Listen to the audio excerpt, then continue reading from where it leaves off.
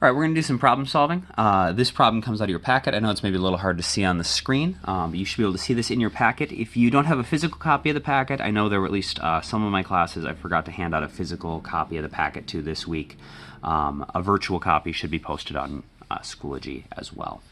But this is the problem that says you're in a hot air balloon that relative to the ground has a velocity of 6 meters per second in a direction due east. You see a hawk moving directly away from the balloon in a direction due north. The speed of the hawk relative to you is 2 meters per second. What is the hawk's velocity relative to the ground?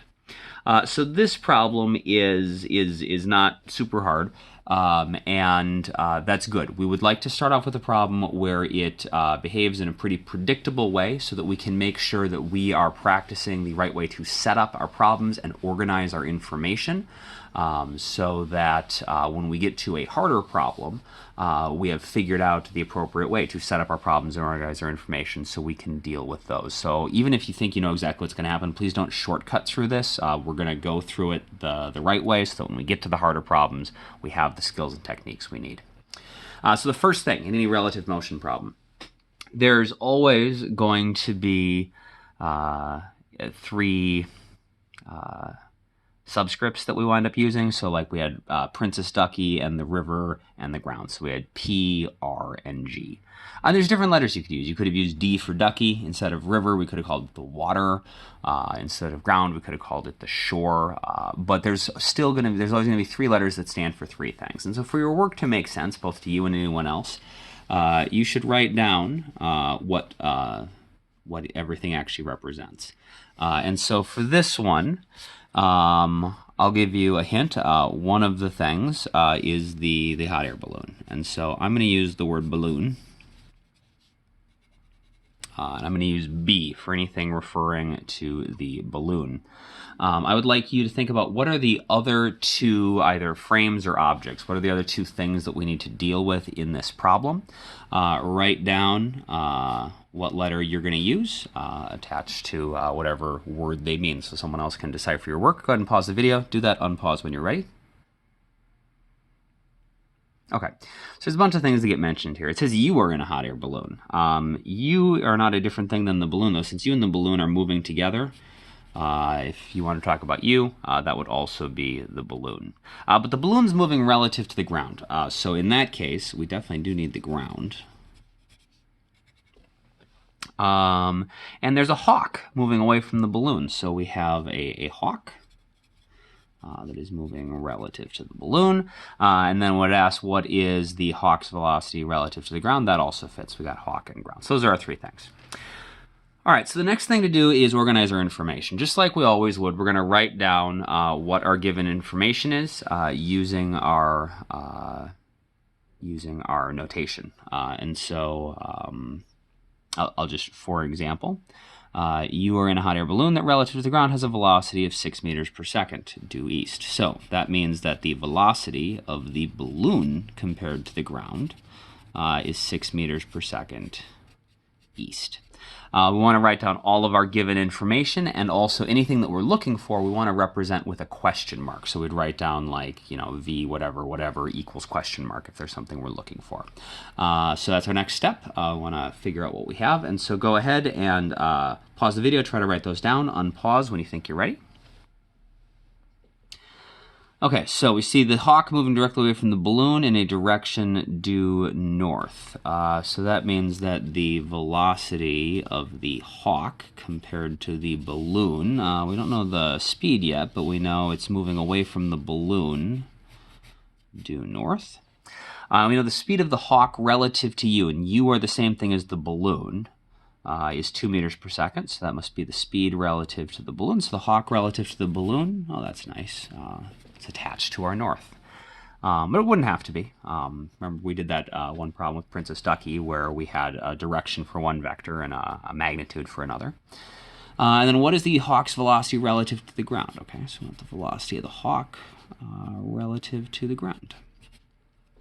All right, so the next step is always after we assemble all of our information, we want to make sure that we have our equations. And so we talked about how to write relative velocity equations, making sure the subscripts all line up. And so please think about how you could add these together, which two of these add together to form which third one, and what order do you need to write them in to make sure all the subscripts match up. So go ahead, pause the video, try to write down the equation, unpause when you're ready.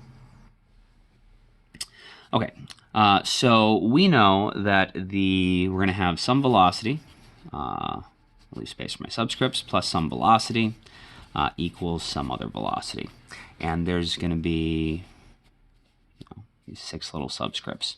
And one of the things that we know is that the very first subscript on the left side of the equation, the very first subscript on the right side of the equation have to be the same. And if we look through what we got, we've only got one subscript that appears first twice, h and h. The last subscript on each one has to be the same. And we've only got one subscript that appears last twice, that's the ground.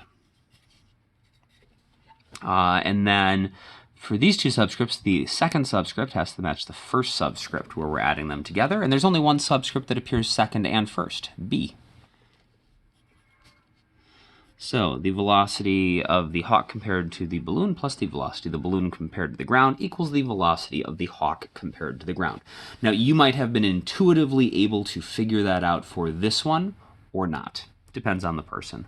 But we may sometimes get to problems where it just isn't intuitively obvious how things go together, and so making sure you know how to assemble this equation using the rules is important.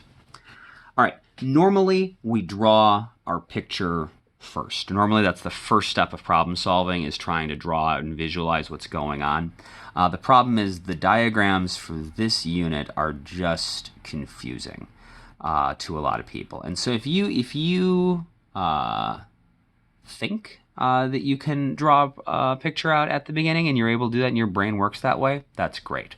Otherwise, for most people, for this unit, it is a little different than everything else we're going to do. It's easier to draw the picture later on, once we have all this information, but then we're just going to look at the picture and make sure it really does seem to be doing what we want. So we have an equation. And our picture here is going to be our relative velocity diagram. Please go ahead and with all the information, just draw an appropriate tip-to-tail diagram and put the given information on your tip-to-tail diagram. You don't need to solve it yet, but just go ahead and draw that diagram. Pause the video, unpause when you're ready. Okay, so we got our hawk compared to the balloon, 2 meters per second north. Balloon, 2 meters per second. That's connected tip to tail to the balloon compared to the ground, 6 east.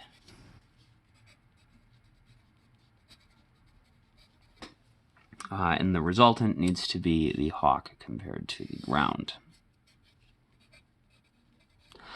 We are trying to figure out the velocity of the hawk compared to the ground. We need both its magnitude and its direction. So the magnitude is the length of this arrow. And the reference angle for the hawk compared to the ground is probably most easily measured here. Remember that there are always 2 ways to draw our diagram. This is added in the order that the equation is written in, but you can also add them together in the other order. And so if you would have done 6 plus 2, this also gives you the velocity of the hawk compared to the ground, just with the reference angle measured from east. And so we can just check this quick and make sure this actually matches the story problem. So you're in a hot air balloon, and you see a hawk moving away from the balloon due north. So we got our hawk compared to the balloon, it's moving north. The hawk's moving 2 meters per second relative to you, and we're in the balloon, so that's 2 meters per second. The balloon is moving compared to the ground at 6 meters per second. So here's our arrow showing the balloon going east at 6 meters per second. And then we want to know what's the hawk's velocity relative to the ground. And depending on your ability to visualize a relative motion problem, you may or may not in your mind be able to tell it's going to be in this direction. But that's what this diagram gets us to. It helps us realize that this is the direction it has to go. And so the last step is to solve. One last time, pause the video, solve the problem, find everything else we need, write it down, and then unpause the video when you are ready to go over the solution. All right, so the magnitude, VHG, that's just our resultant, so we can use the Pythagorean theorem. 2 squared plus 6 squared is going to be 6.3. Our angle is going to be arctangent, opposite over adjacent, which is going to be, I can't do that in my head, I need the calculator, 71.6 degrees. And we would describe that particular 71.6 degrees as being east of north. So put our brackets around our direction, and collectively that's got to be our answer. 6.3 meters per second at 71.6 degrees east of north is the Hawk's velocity relative to the ground. Similarly, we could do, we could find this angle, and it would be 18.4 degrees north of east, and that's absolutely fine.